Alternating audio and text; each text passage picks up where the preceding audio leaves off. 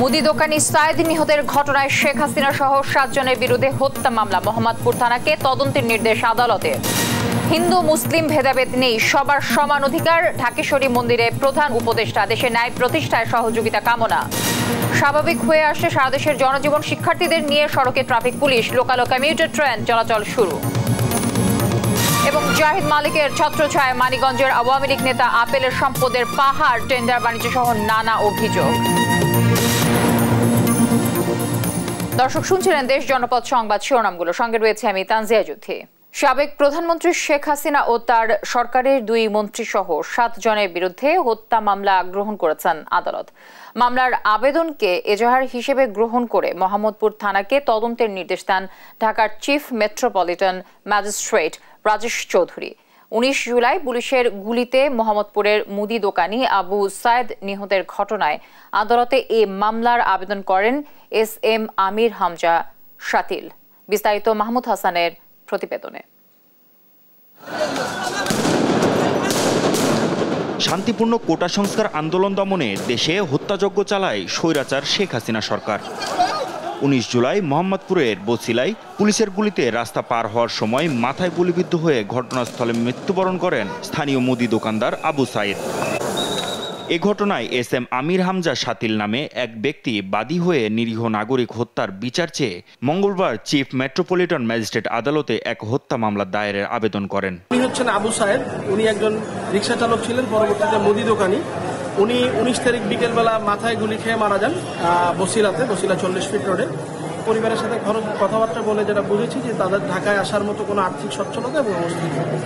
এরকম পরিপ্রেক্ষিতে এই হত্যার তো কোনো বিচার হওয়ার সুযোগ নাই, বিকজ কেউ এখানে বাদী হয়ে মামলা করছে না। তারপরে আমি বিবেকের তাড়নায় এই আবু সাহেদকে নিয়ে কোর্টে আসার সিদ্ধান্ত নিই এবং আজকে আমি শেখ হাসিনা, ওবায়দুল কাদের, তারপরে ডিএমপি কমিশনার, পুলিশের সাবেক IGP, পুলিশের সাবেক DC এবং DC উত্তর, DC দক্ষিণ, DCDB এদের বিপক্ষে হত্যা মামলা দায়ের করেছি।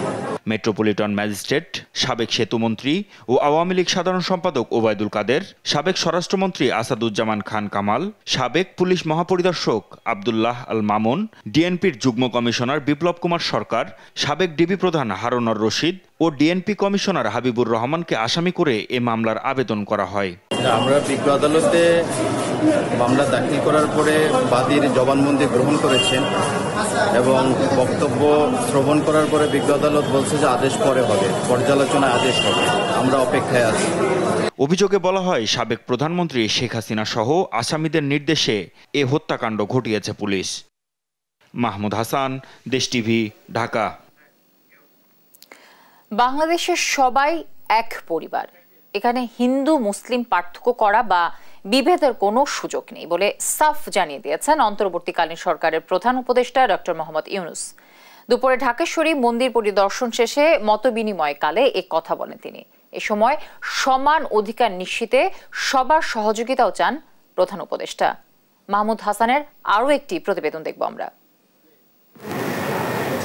মঙ্গলবার দুপুরে রাজধানীর ঢাকেশ্বরী মন্দির পরিদর্শন ও হিন্দু সম্প্রদায়ের নেতাদের সঙ্গে মতবিনিময় করেন অন্তর্বর্তীকালীন সরকারের প্রধান উপদেষ্টা ডক্টর মোহাম্মদ ইউনূস। প্রধান উপদেষ্টা বলেন, হিন্দু মুসলিম পার্থক্য করা বা বিভেদ করার সুযোগ নেই, সবার সমান অধিকার রয়েছে। আমাদের গণতান্ত্রিক যে আকাঙ্ক্ষা, সেখানে আমরা বিবেচিত মুসলমান হিসেবে নয়, হিন্দু হিসেবে নয়, বৌদ্ধ হিসেবে নয়, মানুষ হিসেবে আমাদের অধিকারগুলো নিশ্চিত হোক এমন বাংলাদেশ আমরা করতে চাচ্ছি, যেটা আমরা এক পরিবার। এটি হলো মূল জিনিস। এখানে পরিবারের মধ্যে কোনো পার্থক্য করা, বিভেদ করা, এটার কোনো প্রশ্ন আসে না। আমরা বাংলাদেশের মানুষ, বাংলাদেশ। গণতান্ত্রিক অধিকার, মানবাধিকার প্রতিষ্ঠায় অন্তর্বর্তী সরকারের মূল লক্ষ্য বলেও জানান ডক্টর ইউনূস। আমাদেরকে বলতে হবে আমাদের গণতান্ত্রিক অধিকার প্রতিষ্ঠিত হবে, সেটা পেলে আমরা বাকস্বাধীনতা প্রতিষ্ঠিত করতে হবে। এই যেগুলো আছে এগুলো করে আমরা নতুন কিছু করি, আমাদের হিউম্যান রাইটস প্রতিষ্ঠা করতে হবে, আমরা মানব অধিকার প্রতিষ্ঠিত করতে হবে। এটাই হলো আমাদের মূল লক্ষ্য। সমান অধিকার ও ন্যায় বিচার প্রতিষ্ঠায় সবার ধৈর্য ও সহযোগিতা কামনা করেন প্রধান উপদেষ্টা ডক্টর মোহাম্মদ ইউনূস। মাহমুদ হাসান, দেশ টিভি, ঢাকা। আজ থেকে রেজিস্ট্যান্স উইক শুরু করেছে বৈষম্য বিরোধী ছাত্র আন্দোলন। দর্শক, এ বিষয়ে আরো জানাতে বিশ্ববিদ্যালয় থেকে সরাসরি যুক্ত হচ্ছেন আমাদের সহকর্মী জান্নাতুল মোহনা। মোহনা, আজ কি কি কর্মসূচি রয়েছে এবং আজকে ঢাকা বিশ্ববিদ্যালয়ের পরিবেশ কেমন দেখছেন, সব মিলে যদি জানাতেন। আজ যেমনটা বলছেন, আজ বৈষম্য বিরোধী ছাত্র আন্দোলনের পক্ষ থেকে 4 দফা দাবি নিয়ে রাস্তায় নেমেছেন শিক্ষার্থীরা এবং আমাদের দেখাতে চাই যে হলপাড়ায় অবস্থান করছে শিক্ষার্থীরা এবং তারা আজ 4 দফা দাবি নিয়ে রেজিস্ট্রেশন উইক সপ্তাহব্যাপী পালন করার জন্য ঢাকা বিশ্ববিদ্যালয়ে যে ক্যাম্পাস, সেই ক্যাম্পাসে তারা আন্দোলন করছে, মিছিল করছেন। তারা 4টি দফা নিয়ে আপনাদেরকে দেখাতে চাই এই মুহূর্তে তারা হলপাড়া দিয়ে এগোচ্ছে এবং এই মুহূর্তে তারা সূর্য সেন হলের সামনে অবস্থান করছে। সূর্য সেন হলের সামনে আমরা মিছিল দেখতে পাচ্ছি বৈষম্য বিরোধী ছাত্র আন্দোলনের নেতাকর্মীদের। তারা 4টি দফা দাবি জানিয়েছেন এবং 4টি দফা দাবির মধ্যে তারা বলছেন যে ফ্যাসিবাদী কাঠামো ব্যবহার করে যে শেখ হাসিনা এবং তার দল যে হত্যাযজ্ঞ চালিয়েছে সেগুলো দ্রুত বিচার নিশ্চিত করতে হবে এবং সংখ্যালঘুদের উপর আওয়ামী লীগ ও এর সহযোগী মহাজোটের শরিক দলগুলোর যে পরিকল্পিত হত্যা, ডাকাতি ও লুণ্ঠনের মাধ্যমে যে গণ অভ্যুত্থানকে বিতর্কিত করার প্রচেষ্টায় যারা অংশগ্রহণ করেছে তাদের দ্রুত বিচারের আওতায় আনতে হবে। তাদের 3 নম্বর দাবিটি হয়েছে প্রশাসন ও বিচার বিভাগে যারা ছাত্র জনতার অভ্যুত্থানে হামলা, মামলা এবং হত্যাযজ্ঞকে বৈধতা দিয়েছে তাদের অপসারণ ও নতুন সরকারে তাদের নিয়োগ বাতিল করে বিচারের আওতায় আনার দাবি জানিয়েছেন এবং তাদের যে 4র্থ দাবিটি আছে তা হচ্ছে যে প্রশাসন ও বিচার বিভাগে যারা এতদিন বৈষম্যের শিকার হয়েছে তাদের যেন দ্রুত সময়ে সুযোগের সমতা নিশ্চিত করতে পারে সেই দাবিগুলো জানিয়েছেন এবং সেই নিশ্চয়তার দাবিতে তারা হচ্ছে যে আজ ঢাকা বিশ্ববিদ্যালয় জুড়ে তারা আন্দোলন মিছিল চালাচ্ছেন। তারা শহীদ মিনারে যাবেন, সেখানে 1 মিনিট নীরবতা পালন করবেন এবং এরপর আবার রাজু ভাস্কর্যের পাদদেশে ফিরে আসবেন। তো এই ছিল ঢাকা বিশ্ববিদ্যালয় থেকে আমার কাছে সর্বশেষ সংবাদ। জান্নাতুল মোহনা ঢাকা বিশ্ববিদ্যালয় থেকে যুক্ত হয়েছিলেন। অনিয়ম, স্বজনপ্রীতি ও স্বেচ্ছাচারিতার মাধ্যমে অবৈধ সম্পদ অর্জন এবং দুর্নীতিকে প্রাতিষ্ঠানিক রূপ দিয়েছেন সদ্য বিদায়ী আওয়ামী লীগ সরকারের মদতপুষ্ট ও স্বৈরাচার শেখ হাসিনার আস্থাভাজন ঢাকা ওয়াসার ব্যবস্থাপনা পরিচালক তাকসিম এ খান। দীর্ঘ 15 বছর এমডি পদে থেকে ঋণে জর্জরিত করেছেন প্রতিষ্ঠানটিকে। তাকসিম এ খানের অনিয়ম দুর্নীতি নিয়ে রায়হান কবির শুভ্রর ডেস্ক রিপোর্ট। 5 বছর পর পর শেষ হয় সরকারের মেয়াদ, কিন্তু শেষ হয় না ঢাকা ওয়াসার এমডি তাকসিম এ খানের মেয়াদ। ওয়াসার রন্ধ্রে রন্ধ্রে দুর্নীতির ট্যাপ খুলে দেওয়া তাকসিম টানা 15 বছর ধরে বহাল আছেন একই পদে। প্রস্তাবটা হচ্ছে যে গ্যাপ প্রতিষ্ঠানটির সেবার মান না বাড়লেও তার বেতন ভাতা বেড়েছে কয়েক দফা। 1,25,000 টাকা বেতনে চাকুরি শুরু করা তাকসিম এখন পান 6,25,000 টাকা। যুক্তরাষ্ট্রে তার রয়েছে 14টি বাড়ি, এমন সংবাদও এসেছে গণমাধ্যমে। তাকে নিয়ে নানা সময় আলোচনার ঝড় বইলেও পাত্তা দেননি তাকসিম। এমনকি আদালত অবমাননার রুল জারি হলেও দমানো যায়নি অসাধু এই কর্তাকে। এই 14 বাড়ি এটা সর্ববিধ মিথ্যা এবং হাস্যকর। একটি টাকাও আমি অসৎ উপায় অবলম্বন করিনি। আমার ওয়াইফ এবং ছেলে যা আয় করে তা দিয়ে আমার মতো 2-4 জনকে তারা পুষতে পারে। তাদের এইখানে মাঝে মাঝে আমাকে এমনি যারা গিফটি সহযোগিতা তারা আমাকে করে। ক্ষমতাচ্যুত শেখ হাসিনা সরকারের ঘনিষ্ঠ জন হিসেবে পরিচিত তাকসিমের দাপটে কেউ এতদিন মুখ না খুললেও পট পরিবর্তনের সাথে সাথে প্রকাশ্যে আসতে শুরু করেছে তার সব অপকর্মের খবর। প্রতিষ্ঠানটির অনেকেই বলছেন তিনি ছিলেন ওয়াসার রাজা, তার বিরুদ্ধে মুখ খুললেই নেমে আসতো অসহনীয় গজব। এমডি হিসেবে প্রথমবার দায়িত্ব গ্রহণের পর সরকার প্রধানকে বুঝিয়ে পানি শোধনাগার করতে বড় বড় প্রকল্প নেন তিনি। দাতা সংস্থা থেকে নেন বড় অঙ্কের ঋণ। 2009 সালে যখন দায়িত্ব নেন তখন গভীর নলকূপের সংখ্যা ছিল 450। বর্তমানে সেই গভীর নলকূপের সংখ্যা 950, অর্থাৎ ভূগর্ভস্থ পানির উৎস আরো বেড়েছে। তবে থেমে নেই তার বড় প্রকল্প নেওয়ার প্রবণতা। প্রজেক্টে যদি দুর্নীতি হয়ে থাকে তাহলে তো 13 বছরেও কি একটা প্রমাণ হলো না যে আমি কোনো দুর্নীতির সাথে যুক্ত ছিলাম? দুদক বা সংস্থাগুলো তো এর আগেও তদন্ত করেছে, কই তদন্ত রিপোর্টে তো একটা আসেন। কোন ডেভেলপমেন্ট পার্টনারই তো কোনো সময় এইরকম প্রশ্ন তুলে নেই। তদন্ত তো দূরেরই কথা, প্রশ্নই তো তুলে নাই। তাহলে এই প্রশ্নটা কারা তুলে, কেন তুলে? তারাই তুলে যাদের স্বার্থে লাগে। ঢাকাবাসীকে পানির চাহিদা মেটানোর কথা বলে 2019 সালের জুনে পদ্মা জলদিয়া পানি শোধনাগার প্রকল্প উদ্বোধন করেন সদ্য সাবেক প্রধানমন্ত্রী শেখ হাসিনা।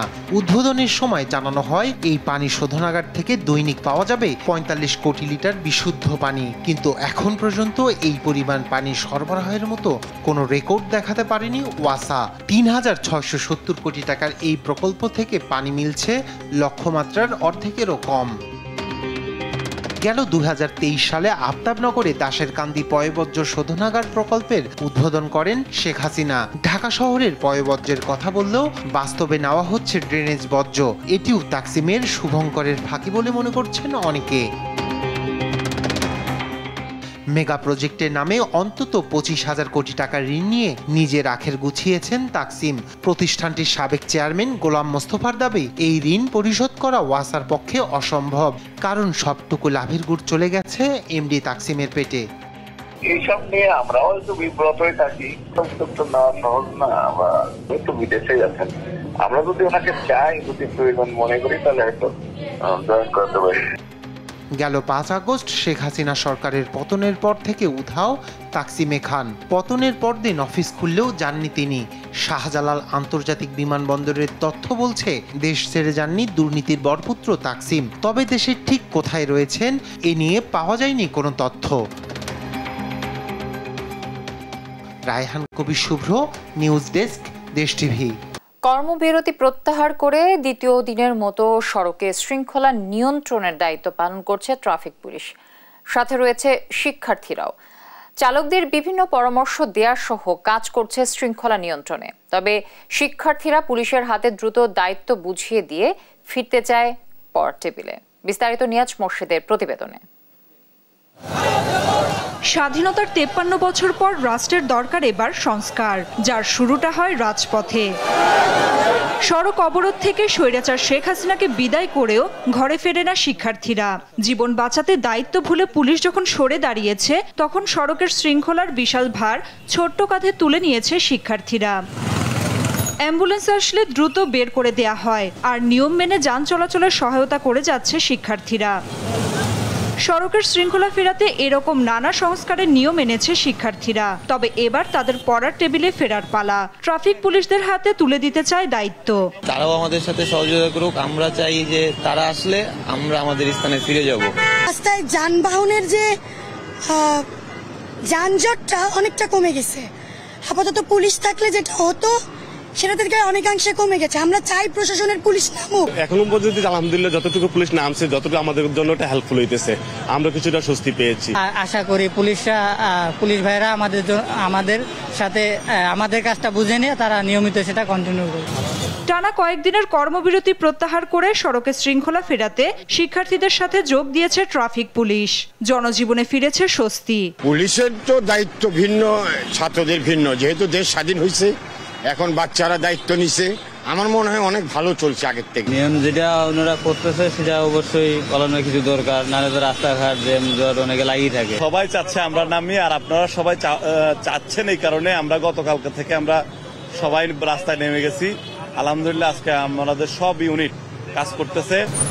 রোদ বৃষ্টি মাথায় করে কাজ করে যাওয়া এসব শিক্ষার্থীদের একটাই প্রত্যাশা, সড়ক হবে নিরাপদ, ঝরবে না কোনো তাজা প্রাণ। নাফিয়া ফারসানা, দেশ টিভি, ঢাকা।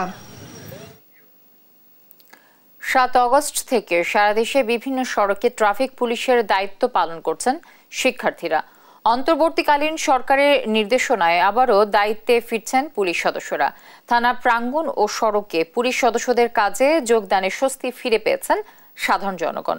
সহকর্মীদের পাঠানো তথ্য ও ছবিতে ফারজানা ইসলামের ডেস্ক রিপোর্ট।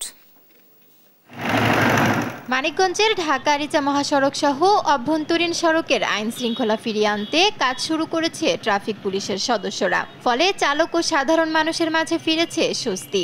সরকারি নির্দেশনা অনুযায়ী গতকাল থেকেই আমরা মানিকগঞ্জ ট্রাফিকের কার্যক্রম আমরা পুরোদমে শুরু করে দিয়েছি এবং আমাদের ট্রাফিক ব্যবস্থাপনাও স্বাভাবিক আছে। এদিকে মঙ্গলবার সকালে বরিশাল নগরীর কোতোয়ালি মডেল থানায় 152 জন পুলিশ সদস্যের মধ্যে 149 জন উপস্থিত ছিলেন। তবে নগরী জুড়ে আইন শৃঙ্খলা রক্ষায় এখনও সেনা সদস্য ও শিক্ষার্থীদের উপস্থিতি রয়েছে। সারা দেশের মতো চুয়াডাঙ্গায়ও পুরোদমে কাজ করছে পুলিশ। পাশাপাশি সড়কে শৃঙ্খলা ফেরাতে আনসার সহ বিভিন্ন সংগঠনের স্বেচ্ছাসেবীরাও কাজ করছে। ছোট হোক বা বড় হোক প্রত্যেকটা কাজেই কষ্ট আছে, তাই সব কষ্টগুলো আমরা আনন্দের সাথে গ্রহণ করছি এবং কাজগুলো করে আমরা আনন্দ পাচ্ছি। এদিকে কুষ্টিয়ায় 7টি থানার সবকটিতেই কার্যক্রম শুরু করেছে পুলিশ সদস্যরা। পুলিশের যে অভাববোধটা তৈরি হয়েছে জনগণের মাঝখানে, এবং সেই অভাববোধ থেকে জনগণ পুলিশকে সবসময় সহযোগিতা করবে এই প্রত্যাশা করি। চট্টগ্রাম জেলার থানাগুলোর কার্যক্রমও শুরু হয়েছে। সেনা সদস্যদের নিরাপত্তা বেষ্টনীতে এসব থানায় ডিউটিতে যোগ দিয়েছেন পুলিশ সদস্যরা। সড়কে শৃঙ্খলা ফেরাতে কাজ শুরু করেছে কুমিল্লা জেলা ট্রাফিক পুলিশ। ট্রাফিক পুলিশের কুমিল্লা সদর ইউনিট মনোযোগ দিয়ে কাজ করতেছে এবং কি যথেষ্ট ট্রাফিক ব্যবস্থাপনা ভালো আছে বর্তমান। পুলিশ সদস্যরা জনগণের বন্ধু হয়ে নিরাপত্তা নিশ্চিত করবে, এমনটাই প্রত্যাশা সবার। ফারজানা ইসলাম, নিউজ ডেস্ক, দেশ টিভি। 24 দিন পর শুরু হয়েছে যাত্রীবাহী ট্রেন চলাচল। চলছে মেইল, এক্সপ্রেস ও কমিউটার ট্রেন। নির্ধারিত সময়ে নির্দিষ্ট স্টেশন থেকে ছেড়েছে ট্রেনগুলো। এতে স্বস্তি প্রকাশ করেছে যাত্রীরা। এর আগে রোববার শুরু হয় মালবাহী ট্রেন চলাচল। সহকর্মীদের তথ্যচিত্রে সালমা জাহানের ডেস্ক রিপোর্ট। কোটা সংস্কার আন্দোলনের মুখে সরকার কারফিউ জারির পর 19 জুলাই থেকে পুরোপুরি বন্ধ হয়ে যায় ট্রেন চলাচল। পরিস্থিতি স্বাভাবিক হওয়ায় 3 সপ্তাহ পর শুরু হয়েছে ট্রেন চলাচল। সকালে গাজীপুরের ঢাকা ময়মনসিংহ রেল লাইনে লোকাল ও কমিউটার ট্রেন চলাচল শুরু হয়েছে। এর আগে রোববার শুরু হয় মালবাহী ট্রেন চলাচল। স্বস্তি প্রকাশ করেছে যাত্রীরা। আজকে আমাদের কাছে ভালো লাগতেছে যে অনেকদিন পরে আমাদের ট্রেনের যাত্রা পেলাম। সবাই একটু নিঃসন্দেহে যাতায়াত করতে পারবে। পাবনাতে চালু হয়েছে মেইল, এক্সপ্রেস ও কমিউটার ট্রেন। ঢাকা নারায়ণগঞ্জে ট্রেন চলাচল বন্ধ থাকায় ভোগান্তিতে ছিল যাত্রীরা। ট্রেন চলাচল শুরু হয় খুশি ঢাকা নারায়ণগঞ্জ পথের যাত্রীরা। ট্রেনের যাতায়াত তো এটা নিরাপদ, আমাদের সকলের জন্য এটা খুবই উত্তম হয়েছে এবং সার্ভিসটাও আমরা খুব ভালো পাচ্ছি। নারায়ণগঞ্জ শহরে ভিতরে খুবই জ্যাম, এটা সবাই জানে। সেক্ষেত্রে আমাদের খুব অল্প সময়ের মধ্যে আমরা এক জায়গা থেকে এক জায়গায় যাতায়াত করতে পারছি। চট্টগ্রাম রেলওয়ে স্টেশন থেকে মেইল, লোকাল ও কমিউটার ট্রেন চলাচল শুরু হয়েছে। খুলনায় স্বাভাবিক হতে শুরু করেছে রেল যোগাযোগ ব্যবস্থা। এতে শান্তি ফিরেছে সাধারণ মানুষের ভিতর। ট্রেন দীর্ঘদিন বন্ধ থাকা একটু অসুবিধা হয়েছিল, যাতায়াতে করতে পারছিলাম না। এখন ট্রেনটা চলছে, মোটামুটি এখন স্বস্তি। আমরা তো ট্রেনে যাই কমফোর্টেবল, সো যার কারণে আমাদের অনেক ভালো লাগতেছে। 15 আগস্ট থেকে সারা দেশে চলবে আন্তনগর ট্রেন। সালমা জাহান, নিউজ ডেস্ক, দেশ টিভি। সাবেক স্বাস্থ্যমন্ত্রী জাহিদ মালিকের ছত্রছায়ায় সম্পদের পাহাড় গড়েছেন আওয়ামী লীগ নেতা সুলতানুল আজম খান আপেল। ক্ষমতার দাপটে টেন্ডার, বাণিজ্য সহ নানা অপকর্মের অভিযোগ উঠেছে তার বিরুদ্ধে। তার এই সম্পদের উৎস কি তা যাচাইয়ে দুদক, গোয়েন্দা সংস্থা সহ রাষ্ট্রপ্রধানের দৃষ্টি কামনা করেছেন এলাকাবাসী। মানিকগঞ্জ থেকে সহকর্মী আব্দুল আলেমের পাঠানো তথ্যচিত্রে ডেস্ক রিপোর্ট। সুলতানুল আজম আপেল পেশায় ঠিকাদারের পাশাপাশি মানিকগঞ্জ জেলা আওয়ামী লীগের যুগ্ম সাধারণ সম্পাদক। ছাত্রলীগ ও যুবলীগের নেতাকর্মীদের নিয়ে বিশাল এক বাহিনী গড়ে তুলেছেন আপেল। গাড়ির সামনে পেছনে থাকত তার সেই বাহিনীর মোটরসাইকেলের বহর। গত 15 বছরে সম্পদের পাহাড় দিয়ে নতুন এক সাম্রাজ্য গড়ে তুলেছেন আপেল।